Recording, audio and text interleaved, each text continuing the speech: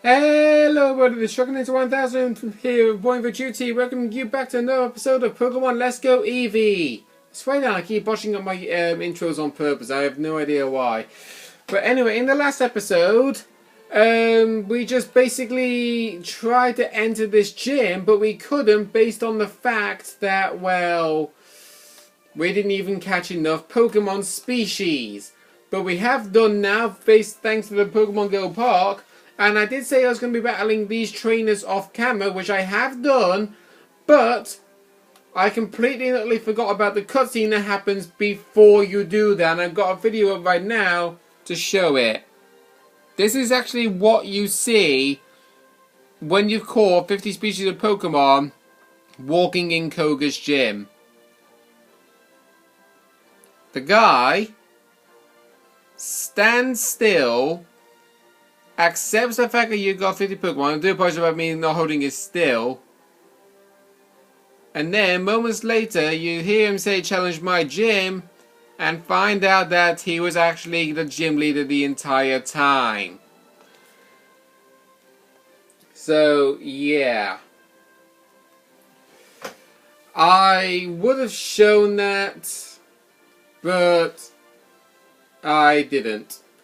Okay, so the main thing about this gym, you'll see that nothing is obviously here, but when you see the smoke coming out like that, you can tell that there is actually some hidden walls, and the steam, or smoke even, is actually to help tell you where those walls are, so you can avoid them. And now that we've actually gone past there, we're obviously going to challenge Koga. I'm going to save since it's been a while since I've last saved.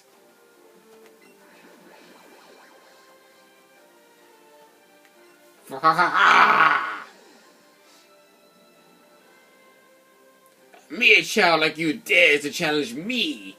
The very idea makes me shiver with mirth. And you notice that they're actually doing different things, like the one on the left has got his eyes open the entire time, and the other one just got his eyes closed. Very well. I shall show you the true terror as a ninja master. So all the ninja copies, they've got their eyes open, but the real one's got his eyes closed. Opponents can't lay a hand on me, as poison brings their steady doom. Despair as you feel the creeping horror of Pokemon type, poison type Pokemon. Yeah. Okay. The following contest between Koga the gym leader and Ash from Padded Town is about to begin. Both sides will have 4 Pokemon on their team, and the match will not end until all Pokemon on one side is unable to continue. And also, only the challenger may allow to substitute their Pokemon. Okay, battle begin! I actually finally got a gym leader intro right this time. And yeah, Koga starts off with Wheezing, level 43, plain poison type with the moves Toxic, Protect, Sludge Bomb, and Explosion. This Wheezing can be a little bit of a pain in the backside really, because the first thing that he will always do is set up a Protect. That's what he will always do on the first turn. And my Scyther actually does carry the move Faint, but I'm not using Scyther in this gym battle because he's not high enough of a level. So we're going to set off a Glitzy Glow, so that way we can set up a light screen. If we had Batty Bat, that would actually make it easier for us to subtract the amount of damage we take from his explosion, which is a very powerful... Ooh, excuse me. It is honestly a very powerful attack. It's actually the most powerful Pokemon type in all of existence. It is 100 accuracy, but 250 base power. And you're basically sacrificing your Pokemon's life to KOing your opponent's life. That's basically what Explosion is all about. So obviously with Koga's strategy, what he does is he loves to give you a status condition and then immediately just spam using Protect, stalling you, so that way you take a lot of damage from the poison, because we got hit with Toxic. And the Toxic is obviously going to knock out Eevee. Anyway, both sides are unable to battle. On to our next Pokemon. Yeah, I don't know how the you know, the like referee in the anime, because he says both sides are unable to battle, and then says that means it's a draw. But he always says that at the end of the battle. But anyway, this next Pokemon is Muck, level 43, plain poison type, with the moves Toxic, Protect, Sludge Bomb, and Moonblast. Yeah, believe it or not, Muck can actually learn Moonblast. And of course, he's going to do the same thing as always. He's going to do this on the first turn of every brand new Pokemon, so he is basically a staller. What he loves to do is give you a status condition of poison with Toxic, and then use Protect, then attack, then Protect, then attack, then Protect. And we got an additional effect with a Headbutt. But unfortunately, it's not really going to be doing much damage to Muck. In fact, while I'm actually doing this, something actually I found very silly. I did get another critical hit on my way to battling Koga, which I actually did count. But first and foremost, I was battling one of the trainers on my way to battling Koga, and he had a Weezing. And the very first move that he made his Weezing use was Protect. And you know what Pokemon I actually had on the battlefield at that Weezing, who was level 41? I had a level 22 Scyther on the battlefield. Right, of course he's going to Protect this turn. So what I'm going to do is, I'm going to use a Super Potion.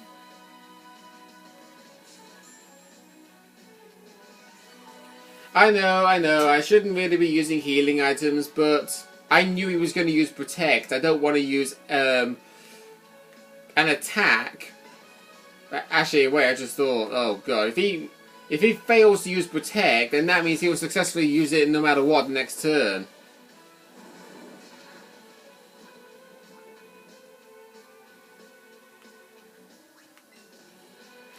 Alright, go on, Charizard. Actually, is he? No, he's deciding not to Protect for once. Good. Okay. Muck is unable to battle. Charizard wins. And on to Koga's next Pokemon. And honestly, I do want to switch out for this.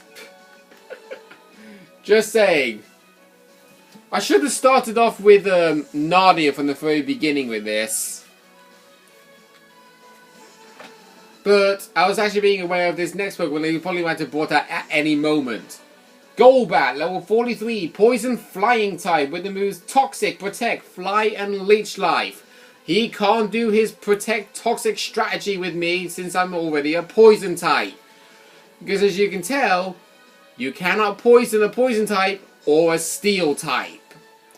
Now the reason why I chose not to use Nadia immediately at the start of the battle was because in case I decided to use Dig, he might have decided to switch Pokemon into Golbat.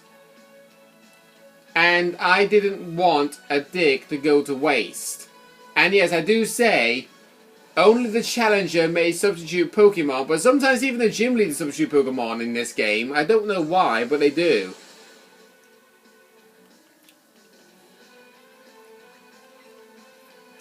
Right. Of course, he's going to use Fly again. No, he's using Protect. Okay. So yeah, what he's going to... Obviously, he's doing his stalling strategy of like use Toxic, Fly, Toxic, Fly... not Toxic, Protect, Fly. So he's going to use Fly this turn now. He would use Leech Life, but Bug moves are not very effective against Poison type. And in case you're wondering, Leech Life is not known to be a powerful move in the games of Gens 1 all the way through to 6. Because it has a base power of 20 and 100 accuracy. But in Gen 7, that is different.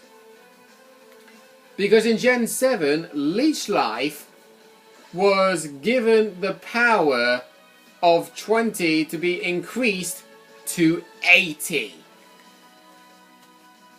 I am not joking. Okay, good job, Nido Queen. Golbat is unable to battle. Nido Queen wins. Well, Nido Queen is the winner, but same thing. Same case scenario. But his final Pokemon, I wish Evelyn was actually alive to battle through this, but unfortunately, we're going to have to substitute Nido Queen. And out you come, Gyarados!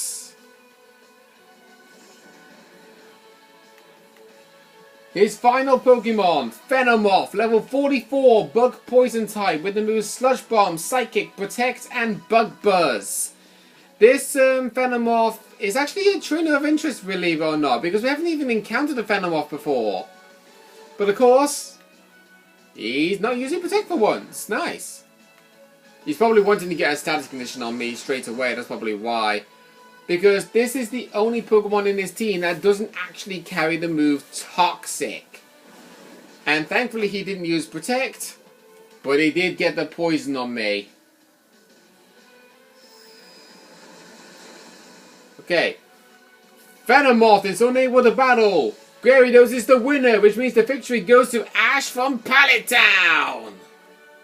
You have proven your worth. Here, take a soul badge. We got the soul badge from Koga. Now that you have a soul badge, Pokemon up to level 60 will heed your command, even if they are traded Pokemon. And take this too. Yep. If you decided to evolve your Nidorino or Nidorina into Nidoking or Nidoqueen straight away before level 37, you would miss out on learning the move Toxic, unless you challenge Koga and defeat him, because he will actually give you the TM for Toxic, which every single Pokemon in the entire game can learn. I am not joking. Every Pokemon in the game can learn it. Ah, bless you, Eevee. Yeah, I have to give him a pat on the head every time we challenge a beat a gym leader. But yeah, we've now beaten the Fuchsia City Gym, and that now leaves going back to Saffron City. Now, yes, you could go back to the left through Pokemon Road, back through Celadon City, and then into Saffron City, but honestly, you don't want to do that. Believe me, you really don't want to do that, because when you challenge the gym leader in Saffron City, yes, her Pokemon are the same level as Koga's-ish, but she does pack quite a punch. She is a very hard trainer to beat. So anyway, I'm going to be teaching Freezy Frost and Sparkly Swirl to Eevee now. And the reason why I'm going to be doing this is so that way we can actually show what these moves do. I'm going to sacrifice Sizzly Slide and Glitzy Glow for now, but don't worry, I will be teaching them back to her. Well, him, even, whatever.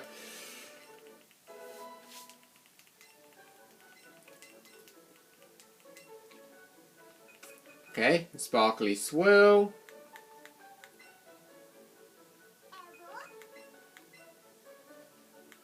Because if I can honestly say one thing, what would actually be the best move case scenario for Eevee?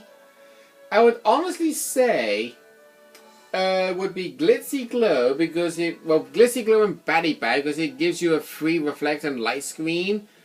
You can also do Buzzy Buzz to definitely burn your opponent, so they can do half damage to you every time, like Like say, a Pokemon move does a base power of 40, it will now do a base power of 20.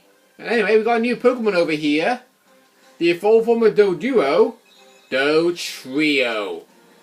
Originally, you could just level up your Doduo, or by rare chance in Pokemon Road, the route that is before the gates in both sides of the Pokemon Road, you can actually find yourself a wild Dodrio. But the fact is, he's not an easy Pokemon to catch. And you can tell from when we was doing Pokemon XD Gale of Darkness. But of course, we're not going to be wasting our Pokeballs trying to catch the Dodrio. And anyway, this guy here, I actually bounced him off camera and then realized he's a trainer of interest. He actually has a new Pokemon on his team that is actually going to be a Pokemon in our team. I am not going to tell you what that Pokemon is. You're going to have to wait and see. Because that Pokemon for our team will be coming up very shortly. And speaking of which, we're going to make sure to actually get ourselves some more Pokeballs because I did spend quite a lot. We're going to be buying Ultra Balls. I'm going to buy about 60 of them. And of course we got 6 Premier Balls. And I'm going to buy more Great Balls. Only 32 of them.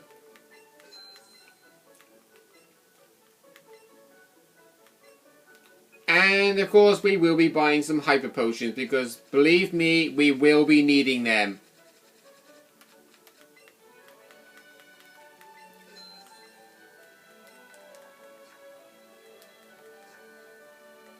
Yeah, I think it's something for me to say, but I don't going to do it right now. Oh. I'm pretty sure there's somebody in one of the Mars that actually gives you a TM, but I don't actually recall remembering which one it is. But no matter what, we got some more Pokeballs, and now it's time for us to go back on our adventure. So we're going to be going right down this way into Route 15. Going through this gate. There's another stairway up here, and believe it or not, once again, Professor Oak's assistant. Even he wants you to catch 50 species of Pokemon.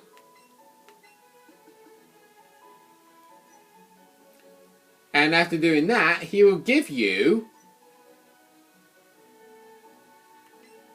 what I could honestly say is the worst thing in existence. He said he was going to give it you, and he's like, oh no, where is it? I was like, what should I do? I don't have anything to give you. I know.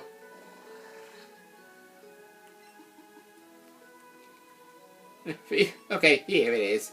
Yeah. For catching 50 Pokemon, you get given the assistant set from Professor Oak's assistant.